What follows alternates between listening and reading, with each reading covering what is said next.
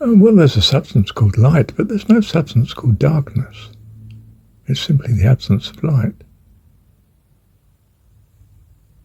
But similarly, there's a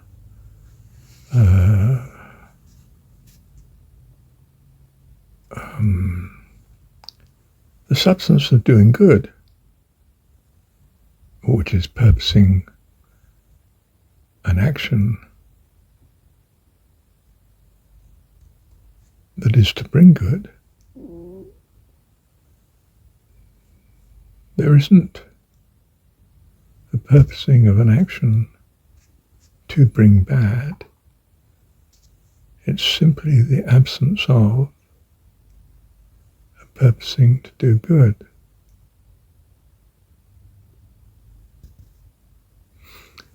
It doesn't seem to be defendable at first glance, that understanding. But in some pure sense, you see, to purpose is to create. Life is purpose. Of course, it can be lacking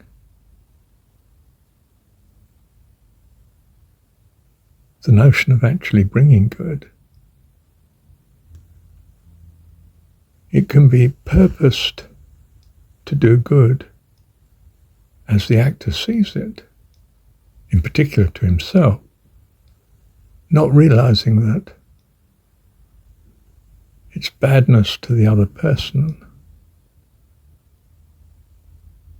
means more than that, namely badness to himself. Because, of course, he's denied from heaven in some sense until he's suitably qualified to be there, which he's not, whilst he's still purposing evil. The purposing is creativity. That's of God.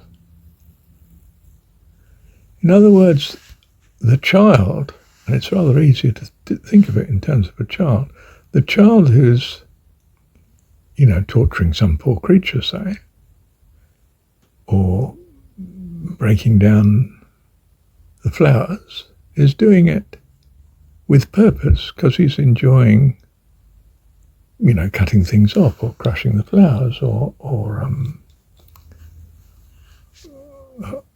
harming some creature, hunting, say.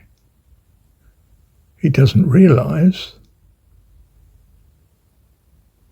the reality of harm to the creature or the plant or to society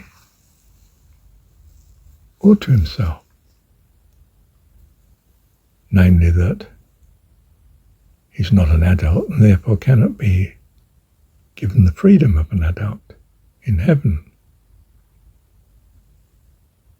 Only in very restricted nursery type situations like this universe, planet Earth. The world of transitory things where what you do wrong disappears into the past and gets smaller and smaller in some sense, can be forgotten, forgiven. It finishes, that's the point. It's not eternal.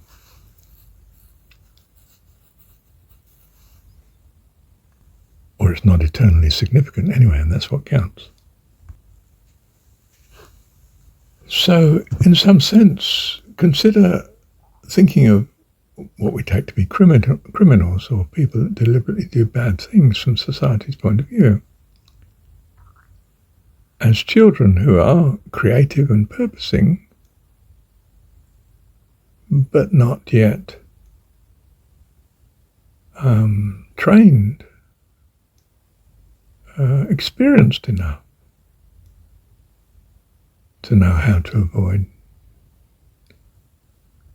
their purpose being harmful. It's the notion that in some sense every person does what's right in his own mind. You're a kiddie with a big stick and you're scything down the flowers with it. because it's fun and you're amazed you can do it, and it's an experience. You don't realise really the harm to the people that value the garden.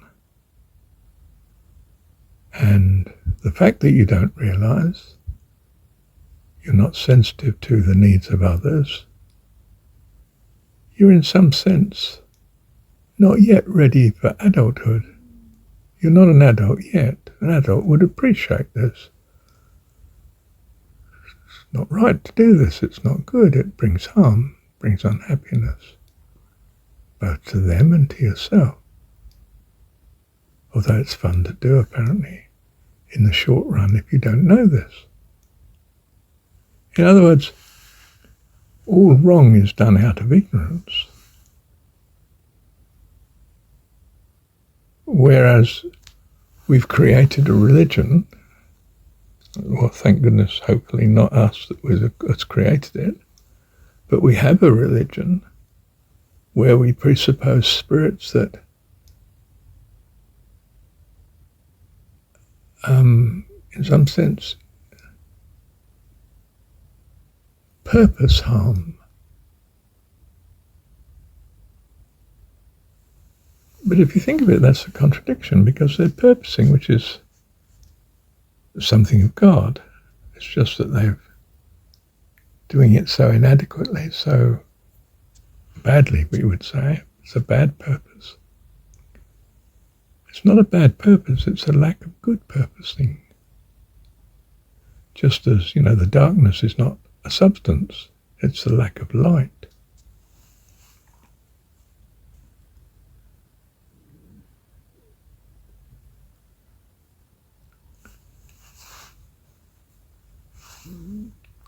So what I want to say is an enlightened approach to wrongdoing, crime, if you like, if we're thinking of a society.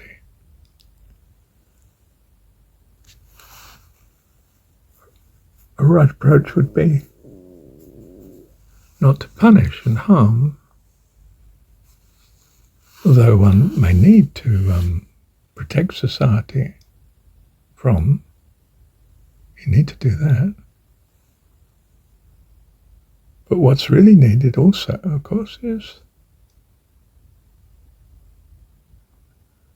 maturing of the individual that he lacks. That's causing him to still be a child in his behaviour. Of course, with children, we excuse them and we say, well, he's a child. But we're all child relative to, relative to the sort of purity we need to have to be in heaven. So it would be good to, of course, children don't necessarily give that care and understanding to their fellow children, their brothers and sisters. And they may fight terribly because they're trying to impose their will on each other.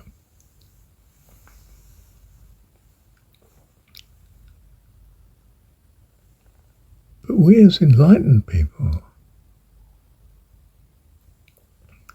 are not there to impose. We protect others where we can. And we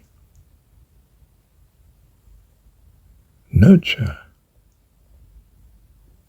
others where we can. We give them an environment, a situation where, quite simply, they become wonderful people. But of course that takes a will and resources to do so.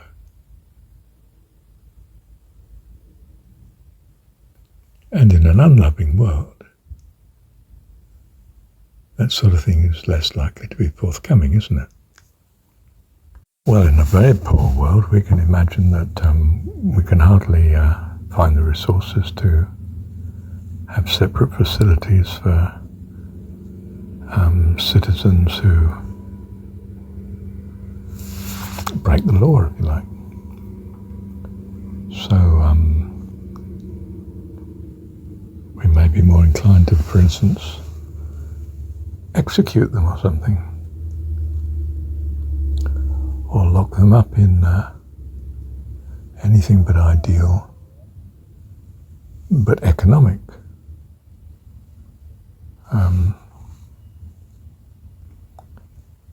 facilities, prisons and so on.